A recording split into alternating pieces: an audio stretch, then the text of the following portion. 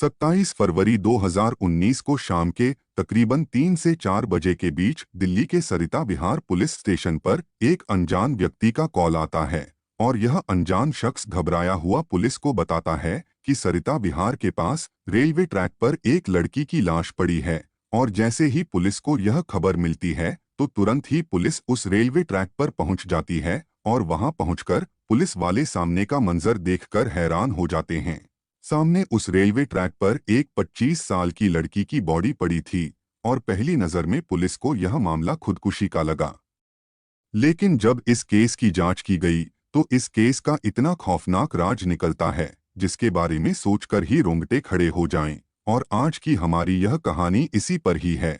यह murder mystery की वह सच्ची कहानी है जिसमें कुछ ऐसे राज खुलेंगे जो आपको जिंदगी में बहुत बड़ी सीख देकर जाएंगे कि कैसे हम अपने परिवार को ऐसे कांड से बचा सकते हैं। तो आप वीडियो के अंत तक इस रूह कपा देने वाली कहानी में मेरे साथ बने रहिएगा। और आप चैनल पर पहली बार आए हो तो वीडियो को लाइक और चैनल को सब्सक्राइब करके इस वीडियो को पूरा जरूर देखिएगा। दोस्तों, यह कहानी है दिल्ली के अंबेडकर नगर की। दिल्ली के अंबेडकर नगर में 2019 में 25 साल की सिमरन नाम की एक लड़की रहती थी जो दिखने में अच्छी खासी थी और पढ़ाई में भी बेहद होशियार थी। सिमरन सबको हंसकर और बड़े आदर सत्कार के साथ बुलाया करती थी। लेकिन दोस्तों, किसी ने सोचा भी नहीं था कि सिमरन के साथ इतना बड़ा कांड हो जाएगा जिसने उस वक्त दिल्ली ही नहीं बल्कि पूरे भारत को दहला दिया था। दरअसल 25 फरवरी 2019 को सुबह के लगभग 10 बजे सिमरन अपने घर से किसी काम के वजह से निकल जाती है। लेकिन सिमरन ने अपनी मम्मी पापा को यह नहीं बताया कि वह कहाँ जा रही है। उसने बस इतना कहा कि वह कुछ काम से बाहर जा रही है और जल्द ही घर वापस आ जाएगी। अब घर वाले भी जानते थे कि सिमरन पिछले कुछ दिनों से काम की तलाश में है, तो वह सोचते हैं कि सिमरन कोई काम की तलाश में बाहर जा रही है। लेकिन दोस्तों, इसके बाद सुबह से दोपहर और दोपहर से शाम हो जाती है, लेकिन सिमरन अभी तक घर नहीं लौटी थी। अब घर वाले भी परेशान हो जाते हैं कि आखिर उनकी बच्ची कहाँ चली गई। तो घर वाले सिमरन को कॉल लगाते हैं, लेकिन सिमरन का फोन स्विच ऑफ आ रहा था। तो वह इधर उधर सिमरन के दोस्तों को भी कॉल लगाते हैं, मगर सिमरन के दोस्त भी नहीं जानते थे कि आखिर सिमरन कहाँ गई है। तो सिमरन के घर वाले अपने रिश्तेदारों के यहाँ भी कॉल लगाते हैं, लेकिन सिमरन वहाँ भी नहीं गई थी। अब घर वाले पूरी रात सिमरन को ढूंढते हैं और उसका इंतजार करते हैं, मगर सिमरन का कोई अता पता नहीं चलता है। तो अब सुबह ही सिमरन के पापा अंबेडकर नगर पुलिस थाने में सिमरन की गुमशुदगी की रिपोर्ट लिखवा देते हैं और इसके बाद पुलिस तलाश में लग जाती है। लेकिन इसी बीच 27 फरवरी 2019 को शाम के 3 से 4 बजे के बीच पुलिस स्टेशन में कॉल आता है और एक अज्ञात शख्स जो घबराई हुई आवाज में पुलिस को बताता है कि सरिता विहार के पास रेलवे ट्रैक पर एक लड़की की लाश पड़ी है। तो यह खबर सुनते ही पुलिस तुरंत ही वहां पहुंच जाती है और पुलिस जैसे ही वहां पहुंचती है तो उनके सामने बेहद ही भयानक मंजर था। सामने उस रेलवे ट्रैक पर एक 25 साल की लड़की की डेड बॉडी पड़ी थी और उस रेलवे लाइन पर आसपास कुछ लोग खड़े थे। अब पुलिस वाले उस बॉडी के पास जाते हैं तो पहली नजर में पुलिस वालों को यह केस खुदकुशी का लगता है। लेकिन दोस्तों, तभी उन पुलिसकर्मी में से एक पुलिस वाले की नजर पड़ती है उस लड़की के गले पर, जिस पर गहरे नीले निशान पड़े हुए थे, जो पुलिस वालों को भी बड़ा अजीब लगता है। अब इसके बाद पुलिस वाले उसकी तलाश करते हैं तो उस लड़की के कपड़ों में से एक मोबाइल फोन और एक लेटर निकलता है और इस लेटर में लिखा हुआ था, मेरा नाम सिमरन है, मैं दिल्ली के अंबेडकर नगर की रहने वाली हूँ और मुझे आरुष नाम के लड़के से प्यार हो गया। लेकिन बाद में मुझे पता चला कि आरुष शादीशुदा है, लेकिन फिर भी मैं उसके साथ थी और उसकी माँ हमारे रिश्ते के खिलाफ है और आरुष भी अपनी माँ के साथ हो गया और अपने दो दोस्तों के साथ मिलकर मुझे टॉर्चर कर रहा है। और अगर मेरी मौत हो जाए तो मेरी मौत का जिम्मेदार आरुष और उसके दो दोस्त ही होंगे। अब इतना लिखकर सिमरन ने उस लेटर के नीचे उसका नंबर और उसका पूरा पता लिख दिया। अब पुलिस ने जैसे यह लेटर पढ़ा तो पुलिस को सब कुछ साफ हो गया कि आरुष और उसके दोस्तों ने ही मिलकर सिमरन को मारा है। लेकिन दोस्तों, कई बार हमें जो सामने स्पष्ट दिखाई दे रहा होता है अक्सर वो वैसा नहीं होता और इस आसान से दिखने वाले केस में भी कुछ ऐसा ही हुआ। और जब इस लेटर की और इस केस की सच्चाई सबके सामने आई तो लोग यह सोचने पर मजबूर हो गए थे कि क्या ऐसा भी कुछ हो सकता है। यह केस पुलिस वालों के लिए भी अब तक का सबसे अनोखा केस बन गया था और शायद आप भी जब इसकी सच्चाई जानोगे तो कई दिनों तक इसे भूल नहीं पाएंगे। अब इसके बाद पुलिस वाले सिमरन की बॉडी को पोस्टमार्टम के लिए भेज देते हैं और तुरंत ही अंबेडकर नगर पहुंचकर सिमरन के पापा से मिलते हैं और उन्हें सारी घटना के बारे में बताते हैं। अब इसके बाद एक पुलिसकर्मी सिमरन के पापा को सिमरन की बॉडी की तस्वीर दिखाते हैं और तस्वीर देखते ही सिमरन के पापा जोर जोर से रोने लगते हैं और पुलिस को बताते हैं कि यह उन्हीं की बेटी है जो पिछले 2 दिनों से गायब थी, जिसकी वह रिपोर्ट भी पुलिस स्टेशन में लिखवाए थे। अब पुलिस वालों को पता चल जाता है कि यह लाश सिमरन की ही है। अब पुलिसकर्मी वह लेटर जो सिमरन के जेब से मिला था वह लेकर सिमरन के पिता को दिखाते हैं और पूछते हैं कि क्या यह हैंड राइटिंग सिमरन की ही है। तो सिमरन के पापा कहते हैं, हाँ, यह राइटिंग मेरी बेटी की ही है। अब पुलिस वाले सिमरन का अंतिम संस्कार कराकर जांच शुरू कर देते हैं और सबसे पहले पुलिस वाले सिमरन की कॉल डिटेल निकलवाते हैं तो पता चलता है कि सिमरन ने आखिरी कॉल आरुष को किया है। अब पुलिस वाले आरुष के घर पहुंच जाते हैं, पर जब पुलिस आरुष के घर पहुंची तो आरुष घर नहीं मिलता है, लेकिन पुलिस उसकी लोकेशन ट्रेस करके उसे गिरफ्तार करके उसे पुलिस स्टेशन ले आती है और एक दूसरी टीम आरुष के 2 दोस्तों को भी गिरफ्तार कर लेती है। अब पुलिस वाले आरुष को बताते हैं कि तुमने अपने 2 दोस्तों के साथ मिलकर सिमरन को मार दिया है और उसे वह लेटर दिखाते हैं जिसे सिमरन ने लिखा था। लेकिन दोस्तों जैसे ही आरुष यह लेटर देखता है तो उसके होश उड़ जाते हैं। आरुष पुलिस से कहता है कि मैं किसी सिमरन नाम की लड़की को नहीं जानता और यहाँ तक कि मेरे दूर दूर तक के रिश्तेदारों में भी सिमरन नाम की लड़की नहीं है। प्यार तो दूर में आज तक किसी सिमरन नाम की लड़की से मिला भी नहीं हूँ।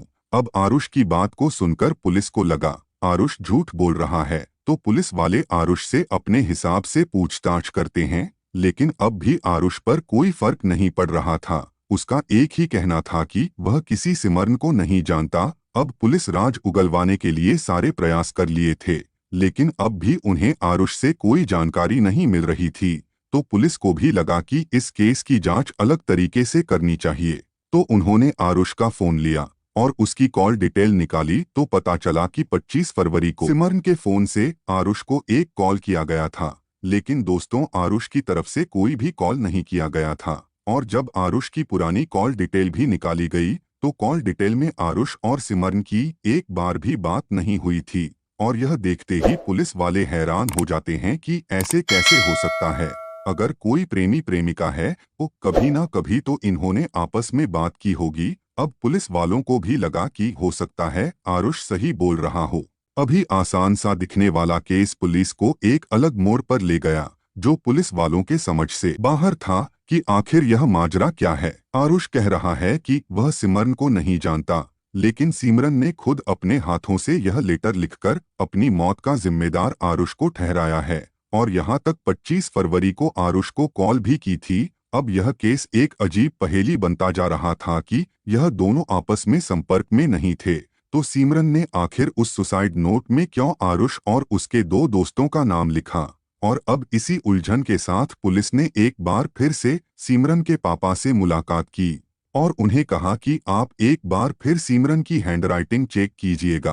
तो अब सिमरन के पापा सिमरन के लिखे पुराने नोट्स और डायरी से सिमरन की हैंडराइटिंग का मिलान करते हैं और फोरेंसिक जांच के लिए भी इन नोट्स को भेजा जाता है, जिसकी रिपोर्ट में साफ लिखा था कि यह हैंडराइटिंग सिमरन की ही है।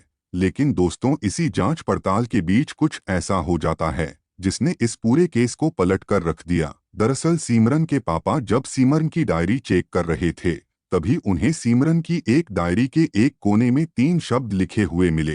पहला शब्द प्रसाद, दूसरा जॉब और तीसरा आगे एक मोबाइल नंबर लिखा हुआ था और यह शब्द कुछ दिन पहले ही लिखे हुए थे। तब सिमरन के पापा को थोड़ा सा अजीब लगा कि आखिर यह प्रसाद जॉब कौन है। अब सिमरन के पापा को थोड़ा अजीब लगा कि आखिर यह प्रसाद जॉब कौन है, इन शब्दों का क्या राज है जिसके नंबर सिमरन ने अपनी डायरी में लिखे थे। अब सिमरन के पापा अपना फोन निकालते हैं और उस नंबर पर तुरंत ही फोन लगाते हैं और कॉल लग भी जाती है अब सामने से एक शख्स फोन उठाता है तो सिमरन के पापा पूछते हैं कि क्या मेरी बात प्रसाद से हो रही है। तो सामने से आवाज आई, हाँ प्रसाद बोल रहा है। तो उन्होंने पूछा कि आपकी सिमरन से बात हुई थी।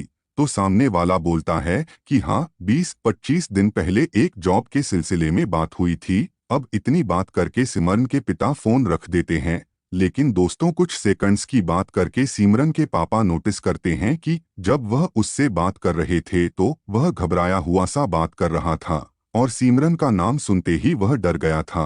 अब सिमरन के पापा तुरंत ही पुलिस को कॉल लगाते हैं और यह नंबर पुलिस वालों को दे देते हैं। अब पुलिस के पास यह नंबर पहुंचा तो पुलिस वालों ने तुरंत इस नंबर की कॉल डिटेल निकलवा ली और कॉल डिटेल निकालने के बाद पुलिस वालों को एक बड़ा ही अहम सुराग मिलता है। दरअसल इस नंबर से 25 फरवरी को सिमरन से बात की गई थी और इससे भी बड़ी बात यह थी कि इस नंबर का लोकेशन 27 फरवरी को उसी रेलवे ट्रैक के पास था जहां से सिमरन की बॉडी मिली थी। बस अब इतना पता चलते ही प्रसाद नाम की शख्स को ट्रेस करके पुलिस गिरफ्तार कर लेती है और उसे थाने ले आती है, जहां से उससे पूछताछ की जाती है। तो प्रसाद बताता है कि उसने सिमरन से बात की थी मगर सिर्फ जॉब के सिलसिले में। लेकिन अब पुलिस को प्रसाद पर पूरा शक था तो पुलिस बड़ी ही सख्ती से प्रसाद से पूछती है तो प्रसाद टूट जाता है और पुलिस वालों को इस पूरी कहानी का राज बताता है, जिसे सुनकर पुलिस वाले भी हिल जाते हैं। दरअसल कहानी कुछ ऐसी थी, प्रसाद जिसका पूरा नाम दिनेश प्रसाद था वह एक चोरी के केस में पकड़ा गया और इसे तिहाड़ जेल में डाल दिया गया था, जहां पर प्रसाद की मुलाकात होती है धनंजय और बंटी नाम के दो मुजरिमों से और प्रसाद इन दोनों का दोस्त बन जाता है और तीनों की आपस में उस जेल में बातें शेयर होने लगती हैं और तीनों ने अपना पता और अपनी फैमिली के बारे में भी आपस में बातें शेयर की। लेकिन दोस्तों एक दिन बंटी प्रसाद और धनंजय से उसी जेल में लड़ाई कर लेता है और इसी लड़ाई में बंटी ने प्रसाद और धनंजय की पिटाई कर देता है और इसके बाद दोनों की इस जेल में दुश्मनी हो जाती है। लेकिन अब कुछ दिनों बाद ही धनंजय और प्रसाद जेल से जमानत पर बाहर आ जाते हैं, लेकिन उनके मन में अभी भी बंटी से बदला लेने की आग जल रही थी। लेकिन बंटी अभी भी जेल में ही था तो प्रसाद और धनंजय ने बंटी से बदला लेने का पूरा प्लान बनाया और उन्होंने सोचा कि क्यों ना बंटी के भाई को, जिसके बारे में बंटी ने इन दोनों को बताया था, उसको किसी कत्ल के जुर्म में जेल करवा दी जाए। और बस यही से इस पूरे मास्टरमाइंड प्लान को बनाया गया और अब प्रसाद ढूंढने लगा एक ऐसी लड़की को जिसको मारकर उसके कत्ल का इल्जाम बंटी के भाई पर लगा दिया जाए। और दोस्तों बंटी का भाई और कोई नहीं बल्कि वही आरुष था, जिसके बारे में सिमरन ने अपने सुसाइड नोट में लिखा था। अब एक दिन प्रसाद अपनी दोस्त से मिलता है और उसी दोस्त से उसे पता चलता है कि अंबेडकर नगर की सिमरन नाम की एक लड़की परेशान है, उसे जॉब की जरूरत है। तो बस दोस्तों अब प्रसाद को उसका टारगेट मिल गया और उसने अपने दोस्त से सिमरन को नंबर भिजवाए और 25 फरवरी के दिन सिमरन को जॉब का लालच देकर एक लोकेशन पर बुलाया, जहां पर प्रसाद और उसके दो दोस्त कार में बैठे सिमरन का इंतजार कर रहे थे। और सिमरन वहां आ जाती है तो वह सिमरन को सरिता विहार में एक फ्लैट में ले जाते हैं, जहां पर 2 दिन तक इन दरिंदों ने एक मासूम बेकसूर लड़की के साथ बड़ी ही बेरहमी से रेप किया और उसे डरा धमकाकर उससे एक लेटर लिखवाया जिससे कि वह आरुष को फंसा सके। अब जैसे ही सिमरन ने वह लेटर लिखा वैसे ही प्रसाद सिमरन का गला दबा देता है और उस बेकसूर लड़की की मौके पर ही मौत हो जाती है। और इसके बाद यह तीनों मिलकर 27 फरवरी 2019 को सिमरन को सरिता विहार रेलवे ट्रैक पर फेंक देते हैं। लेकिन दोस्तों कातिल कितना भी शातिर क्यों ना हो, आखिरकार वह पकड़ा ही जाता है। और यही इन दरिंदों के साथ हुआ जो आज तिहाड़ जेल में अपने किए गए गुनाहों की सजा काट रहे हैं, जिन्होंने लाचार बेगुनाह सिमरन के साथ 2 दिनों तक इतनी बड़ी दरिंदगी दिखाई जिसके बारे में सोचकर ही रोंगटे खड़े हो जाएं कि आखिर हमारी दुनिया में भी ऐसे दरिंदे घूम रहे हैं। तो दोस्तों आप इस वीडियो से सीख लेने की कोशिश जरूर कीजिएगा कि कैसे हम ऐसे लोगों से हमारे परिवार दोस्तों को बचा सकते हैं। तो आप वीडियो को लाइक और चैनल को सब्सक्राइब करके अभी हमारे साथ जुड़ जाइए और कमेंट बॉक्स में इस कहानी के बारे में अपनी बात जरूर लिखिएगा। धन्यवाद।